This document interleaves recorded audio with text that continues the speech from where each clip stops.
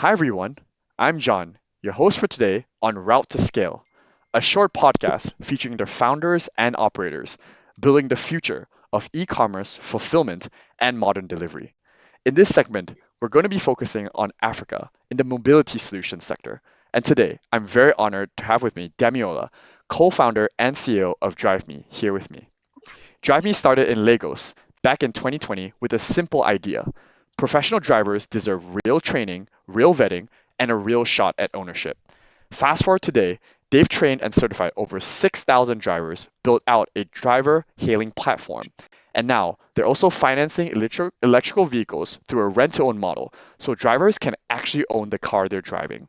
No middleman, no cash in hand, just the daily automated repayments with a clear path to ownership after about 400 plus days behind the wheel. This is a serious bet on the future of Africa's mobility solutions, and my guest today is right at the center of it. Thank you so much, Jamila, today for joining us. We're so excited. Super excited to be on this on your podcast, John, and thank you for having me. And I look forward to sharing as much about of our story as we possibly can. A- Super excited. Absolutely. I'm just so excited, doing so much research into your company, and it's just an amazing, amazing story you have, and we're just going to get into it. So, if you have to tell us, what was your story Mhm. and what led you to start Drive Me? Well, Drive Me started out from like personal experience. Back in between 2018 and 2019, my wife, we just had a baby, and she had to go into the hospital a few times a month, and we really needed a personal driver for the family.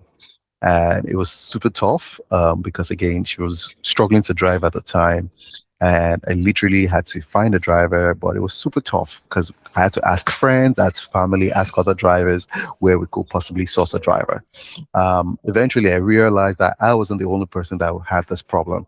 My friends and so many other people had the same problem, and I realized that we needed to build something around like a certified database of professional drivers. So individuals, corporates, and everyone within the mobility space can source hire drivers from one place. And that was how Drive Me started. And here we are today.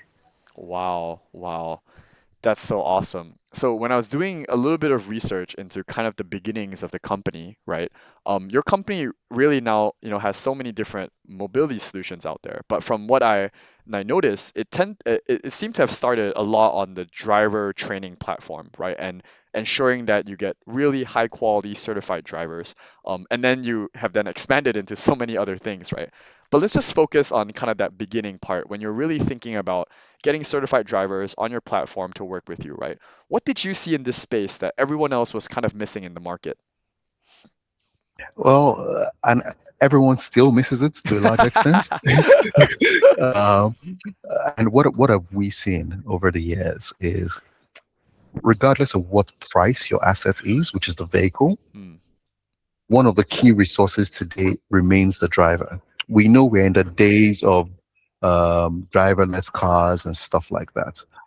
But in the larger population and larger economy, there's still a high dependence on drivers to move the assets from point to point. Right. And we realize that drivers have gotten less and less over the years. Drivers Mm, haven't received the quality and the level of attention that is required to ensure that drivers maintain their level of professionalism, maintain a high level of safety, reduce accidents, because you can buy an asset no matter how much you buy it for. If you don't have good drivers, wear and tear will be faster and higher on those vehicles. Um, and your accident rate will be higher. So you have eventual higher downtime on those assets. And so we realize that um, investing in the driver is investing in your business, because essentially they are the key human resource, but they are also the face of your business. That is who your customers will see. Look at any of the ride hailing platforms. Nobody really cares about the ride hailing platforms. They care about the car they get into, and they care about the driver that is driving them or moving them from point to point. And we saw that, discovered that, and said, hey, you know what? It is worth taking a bet on those drivers, um, building the pipeline for certified, qualified drivers, and also providing the work opportunities that the drivers need to excel.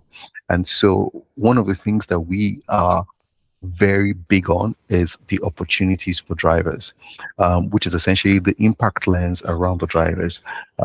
What kind of jobs they're able to get, what sort of income are they able to get, what is path do they follow as they continue to advance.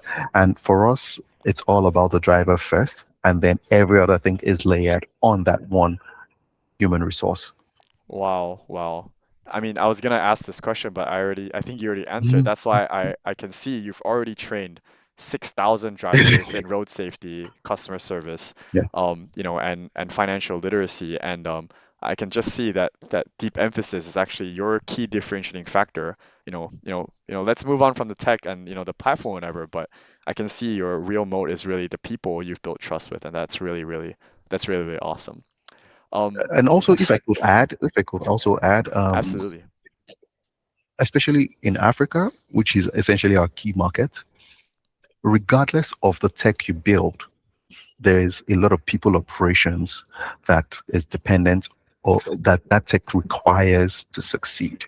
And so we can build fancy technology today, but if the drivers that are on the road are not the quality and the standard that is required, then the tech is just it's just tech, right? And so that's part of the reasons why we believe that yes, we will build all of the fancy tech, but we must focus on the people executing. That's awesome. That's awesome.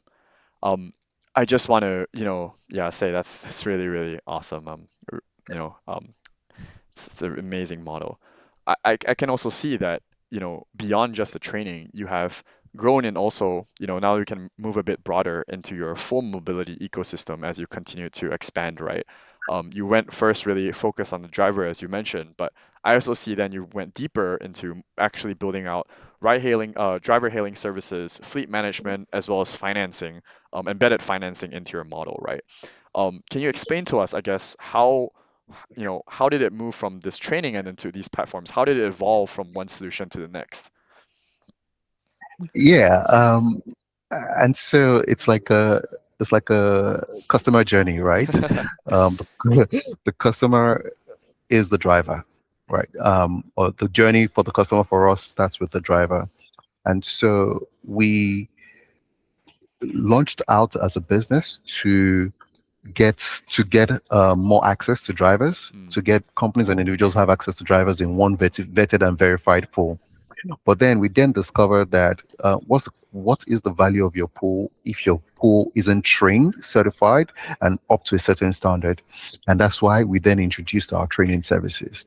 And then we started to look at our drivers and say, hey, beyond just the driving jobs that are existing today, what else does the driver possibly want? They want access to finance, which is essentially micro loans, health insurance, all the things that make their lives even better. They want access to own their own assets, meaning become their own bosses because they don't want to work forever with one company. They want to be a partner to that company where they can bring their own assets on those platforms and again make more money. Um, and so we looked at the entire driver journey as where do they start from and where would they like to end up. And then we started to innovate around the different touch points that the driver needs to have.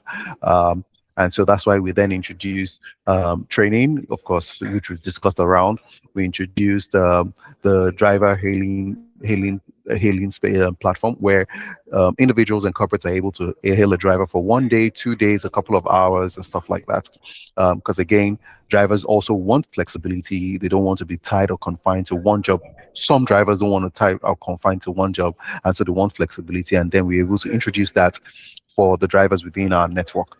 Um, Drivers want access to their own vehicles, and we started to think about it and say, hey, um, how do we even get these guys access to their own vehicles?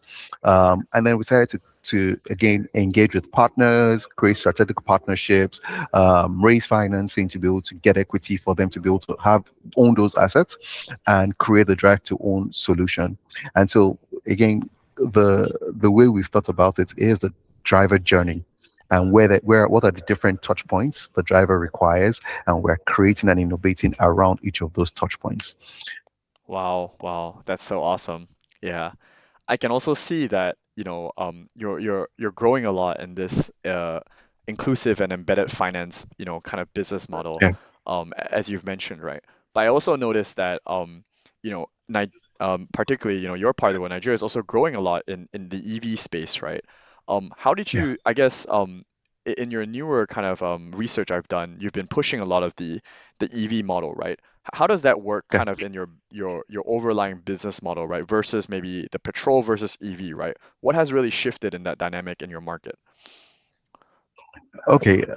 First off, a sustainability professional, uh, and when we started to think around ownership for drivers, one of the things that stood out for me was cost. Hmm, Um, how will, if we introduce the same type of vehicles that exist today in the market, right. and with the fluctuating price of oil, which is essentially fuel prices, it becomes more difficult for the drivers to pay off for those vehicles Hmm, and also have some money or something left in their pockets to continue to work with.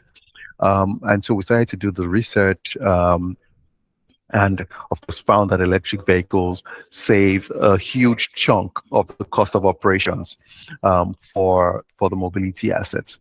And we decided to, hey, you know what? It makes sense for us to do a pilot with a few vehicles and test out if this thing they say about this electric vehicle is genuinely true. And through our pilot, we discovered that, hey, you know, it's actually true. Some things are true today, which is essentially the cost savings, the cost savings, wear and tear on those assets are not as crazy as the petrol vehicles. The cost of servicing is significantly lower. Um, but then we hit a brick wall of there was a challenge that we had, which was essentially availability to replacement parts. hmm, Um, and of course, we realized that, hey, you know what? We need to work with OEMs that also have a parts available in our local market. And we again started to dig deeper into like having the right partners that will ensure that uptime on the assets um, is if we can guarantee 100%, we'll be happy for that. But again, in realities, we probably most likely can't do that. But yes, electric vehicles for us has been a game changer in the space that we're working in, because the cost savings are huge over the period of time and the lifetime of that asset. And by the time the drivers even finish paying off for these vehicles, they still have a good car, um, a brand new car that they've been driving by themselves for the last, say, 24 to 30 months.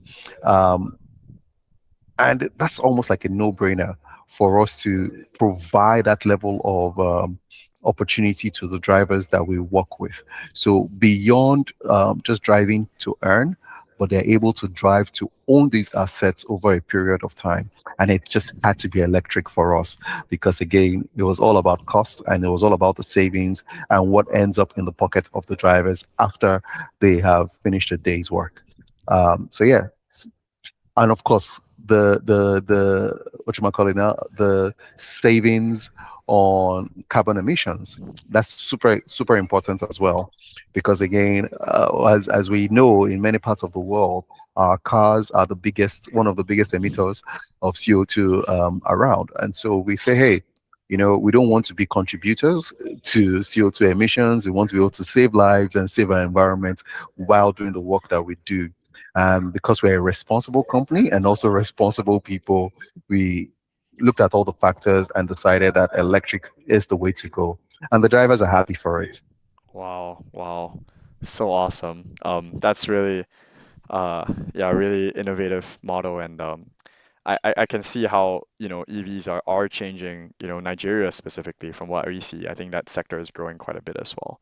Um, Yeah. so so. when I was doing research, one of the key things also in Nigeria is that when you finance a vehicle, you have to think a lot about the risk to finance the different individuals as well as then the credit scores, right? One of the, I was doing research, one of your websites talks about how you oftentimes leverage technology. This is the part where that comes in terms of GPS technologies, as well as potentially maps as well to ensure you can keep track of your vehicles and maybe utilization. Can you talk a little bit about how you leverage technology to support your financing decisions there? Oh yeah, absolutely. So we have something called the DriveMe score, where every driver, essentially, by the time they get onboarded, we do like a credit check on them. We're able to create a DriveMe score for every driver. With the DriveMe score, we know if that driver is truly financed, can be financed, or is going to be a high risk driver. Hmm. Once we get the DriveMe score, beyond creating the score, we of course our business is dependent on the daily earnings of the drivers. And of course, the driver is also the repayment of that asset is also dependent on the daily earnings of the driver. So our collections technology is able to do the daily collections for the daily remittance that the driver is doing on whatever platforms he's working on. But beyond that, each vehicle has telematics, which is essentially the dash cams, the speed control systems, and all of those things that we've been embedded into the vehicles, so that it gives us visibility on what's happening in those vehicles, what sort of distance that vehicle is covering per day, what sort of issues are potential with potentially that could be potentially become a problem for us, and also even the the driver behavior while he's on the road. If he's harsh braking, if he's jumping the red lights, again, all the things that we, all the data that we gather from the use of all of that feeds the drive me score, essentially feeds the driver's score, because the better the driver is, the better his score is, the more financeable the driver is in the longer term. And so we have created our own proprietary technology to help us um, again monitor the assets that we deploy, but also monitor the drivers that we are financing the vehicles to, because again, one of the things that we have seen today is the banks do not touch individual drivers, Hmm. because again they say they are high risk. They can't really check their scores or even their history over time. But because we've worked with so many drivers, we understand the language of the drivers, we understand how drivers operate, we're able to track them over a period of time. We're able to create a score for them with the use of our technology, and also monitor their daily earnings, daily operations, and all of those things. Um, um, with the use of the telematics that we embed into the vehicle, and also the tracking systems, which essentially feeds our dashboard. So with the trackers installed in every vehicle, we're able to see where every car is at every point in time. I know exactly whatever challenge the driver is facing, and the drivers also have an SOS within the cars where they're able to buzz at Wow. if there's an emergency. And we have partnered with a rescue company that is able to go and essentially save that vehicle if maybe there's a flat tire or there's a battery issue or something. We're able to have like a auto rescue company that go there and save the driver. So we have definitely embedded technology in the work that we're doing, and we're utilizing technology because again, it makes our lives easier, makes the work swifter. Wow, wow. So you have this whole dashboard, like maybe of a map or something with all your drivers all Correct. around, right? Wow. Yes, all our drivers, all our cars. So, of course, sometimes the drivers are not in the car, so we know as long as the driver has his GPS on the assigned mobile phones, we know what the driver is doing. We know where the vehicle is at every point in time. Wow, wow. That's awesome. That's awesome. Um, So in terms of efficiency and vehicle utilization, right? We know that in every single mobility and logistical kind of business, everything is down to unit economics, right? For someone like you Yes. running, these type of commercial fleets, right? Where do the real cost sits, right? And how much of that, how much of that do you try to optimize through routing and maybe vehicle utilization as well? And that's a fantastic question, Hmm. because again, the unit economics is what makes it all add up, what makes it all make sense. The way we look at this is, we want to ensure there's uptime on every asset at every point in time. Some of the ways that we do that is, again, we ensure that we deploy like preventive maintenance techniques or solutions to ensure that we are able to predict what is going on with every vehicle at every point in time before it becomes a problem. Hmm. Another thing that we do essentially is, to beyond even just the technology, we have a dedicated team we call them like the chief motivators, where they where they essentially motivate every driver, um, or a bunch of drivers, periodically, to ensure that the drivers are meeting their daily income targets. Wow. Because again, it can be really stressful being on the road every day, and so we do care about the drivers. We do want them to have more flexibility over time. So we have like the motivation team that essentially motivate the drivers every day or every other day to ensure that they're able to meet their daily targets. We also have, again, also monitor the dashboards to see where the drivers are maybe not optimizing their time enough, because the driver can be online for 12 hours and do what, 5 trips, but another driver is online for 5 hours and has done 8 trips. Right. So some drivers sometimes they even understand what sort of positioning they need to be, or where they need to be. So we use the heat maps to see where most of the demand is coming from and know Wow. when to deploy drivers to a certain area, to say, hey, you know what, you guys need to go to this area because most of the demand is coming from here. So go position yourself in this area because you most likely will make more money if you stay in this area.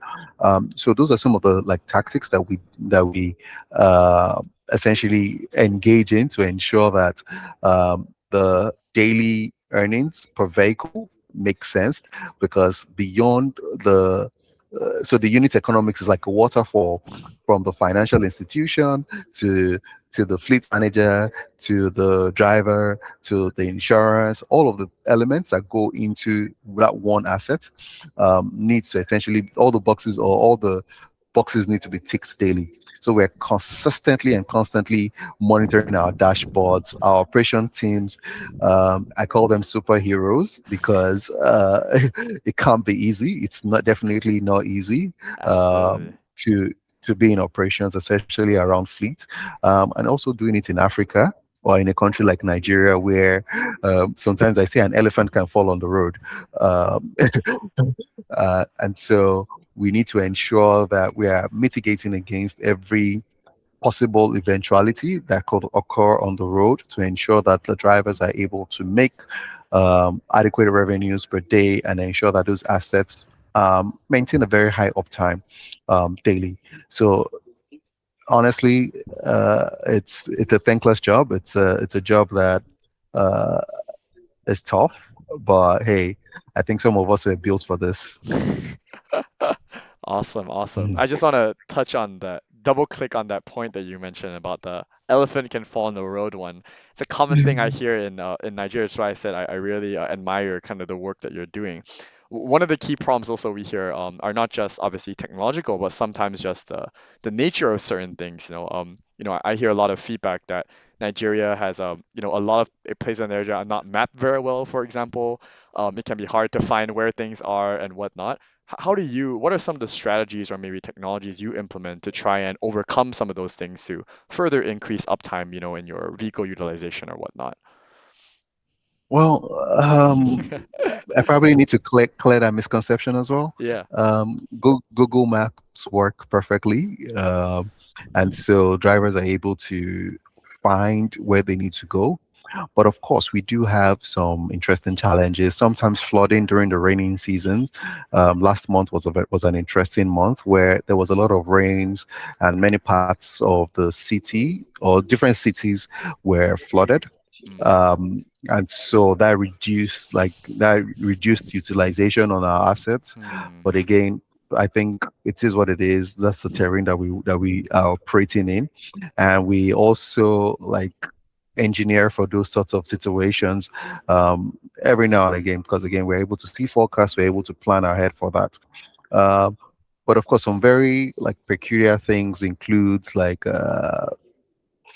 maybe roadworks. There could be roadworks without any clear announcements ahead of time, and traffic jams that could stretch very long. But hey, I know that those are some of the things that we have to deal with, and that's why I always say like our operations team are superheroes because they have clear KPIs to ensure that they're able to reroute things or even move things around when the eventualities or the elephants fall on the road. And so they're able to move things around, ensure that we aren't falling behind. We can have one bad day, but we can have a bad week. Wow. It's a very, very high pressure space that we work in, essentially because again we're working with assets and we're also working with the humans that operate those assets, and so we must consistently re-engineer and find new ways to ensure that hitting our targets and hitting our meeting our results. Right. Awesome. Awesome. I just want to mention this because I think I've kind of seen traces of it, right? Through just your own LinkedIn posts as well, and researching a bit about your company. You described a lot of part of your key strategy being your focus on ESG, and whatnot, but also, what I noticed is that you talk a lot about your faith quite a bit, in your LinkedIn posts and whatnot, right? Can you describe to me maybe how your faith has potentially been be an important building block for your company and I guess the work that you do. Yeah. Oh, fantastic. Personally, my faith is my anchor. That's what keeps me steady. My faith keeps me going. Um, and that's where all of my trust lies. I believe that every idea and strategy and even the grace for execution comes from my faith, comes from my beliefs, and that is really my driving force. And so everything that I do personally is anchored around my faith. Within our business, I say to the team that um, we're like I have a very senior co-founder who is God. Because again, sometimes when you ask me certain things, I'm like, okay, you know what? Give me a minute. Let me think about it. My thinking really isn't of myself, but is also in me speaking to God and asking for direction. And so um, I think where we are today has been the grace of God, and God has really pushed us this far. And I know that it's only just starting, and this is just the beginning of the work because um, God created the heavens and the earth. And if someone could create this much, and He's given us the same grace as human beings to create, then look at how much we can definitely create so much more um, through God's grace. And so I like honestly, I can go on and on and on and on about my faith, because again, that for me is something that I don't take for granted, and it also fuels a lot of the work that I do.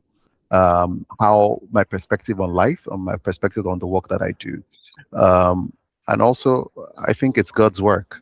And so, hey, I surrender and I just follow God's leading as I go along. So yeah, it's super exciting to have faith, and I think a lot of people within our team also share the same sentiment. But also we respect everybody and whatever belief systems that they have. But hey, I don't take it for granted personally, and I'm very driven by my faith. So Wow. yes, don't worry, you'll see a lot more of me sharing about my faith. So No, that's don't get awesome. bored. No, no, not at all. I just, doing my research and it came up as an important anchor point, so I felt I had to discuss it, right? Yeah. Um, you know, um, as we all know as well, the mobility and the logistical kind of businesses which we operate in, right?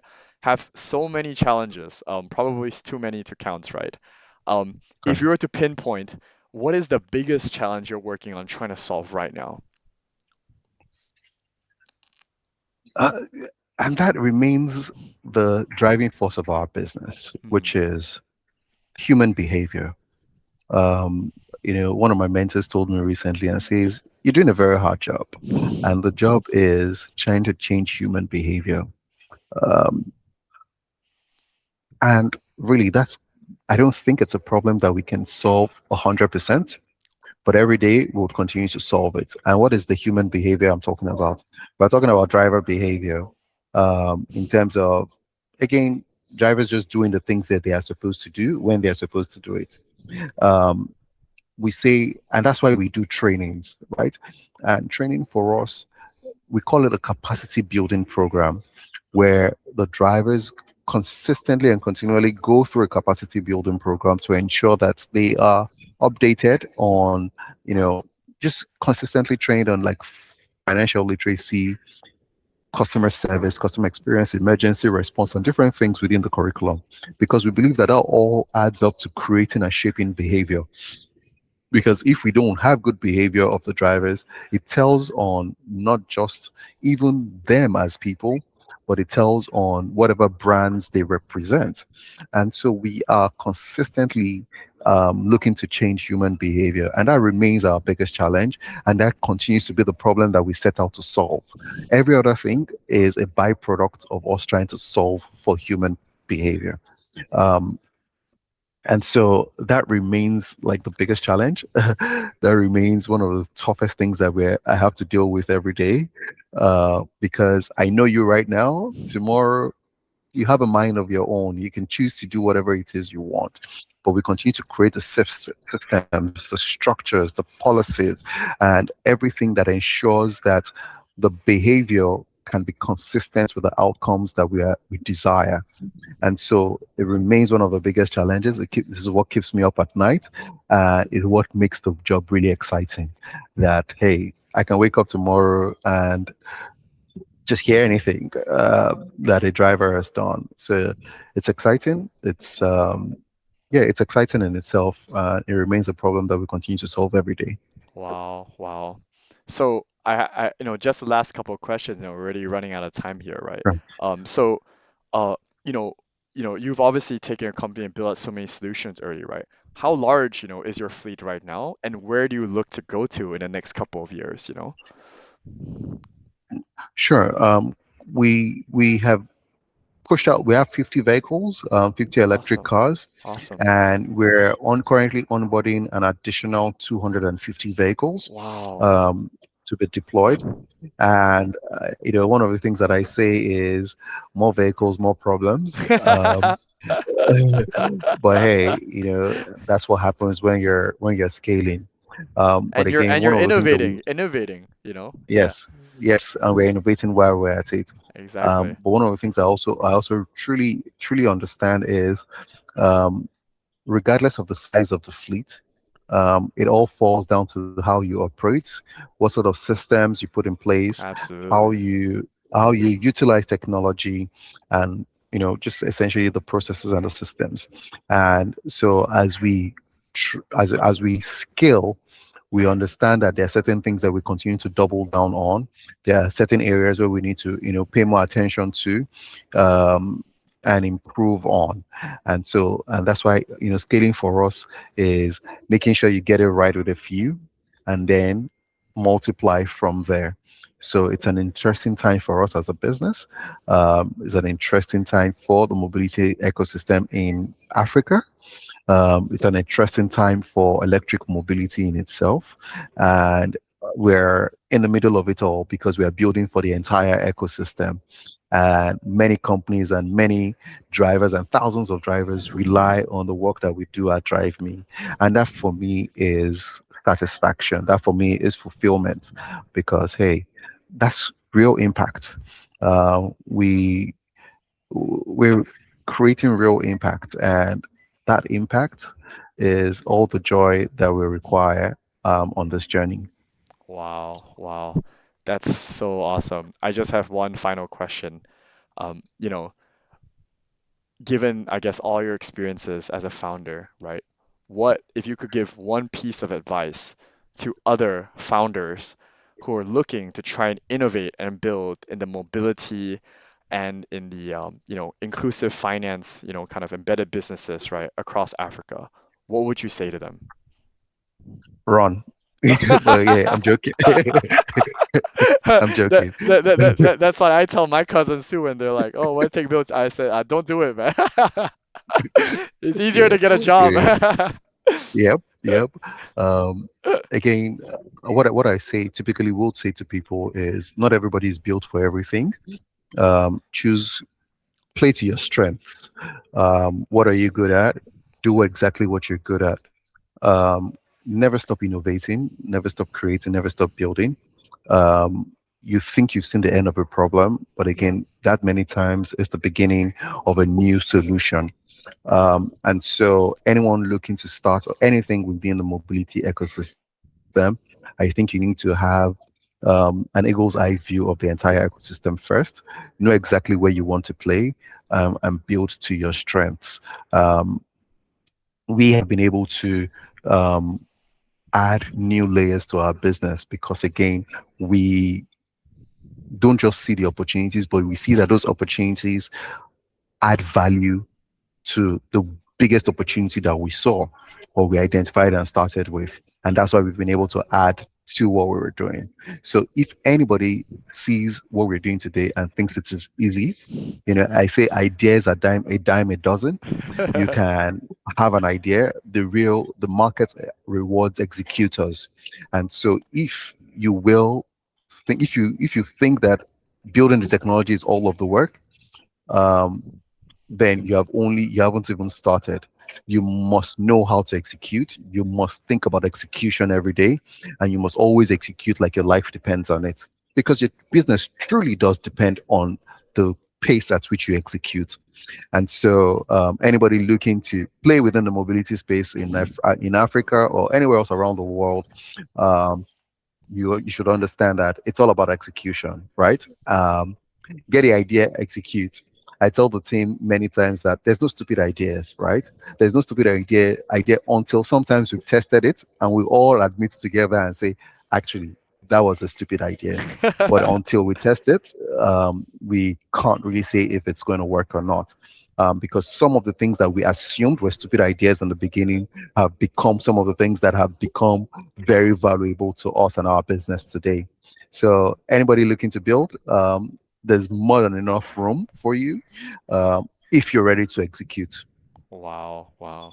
If you're ready to execute, stay grounded in important things like your faith. There's really Absolutely. lots of key golden nuggets over here. Thank you so much for your time, Demiola. Really Thanks, appreciate John. it. And thank you so much, everyone. This is DriveMe. Watch out for them as they're growing and scaling across Nigeria, but then soon to the rest of Africa. We'll see you again soon. Thanks.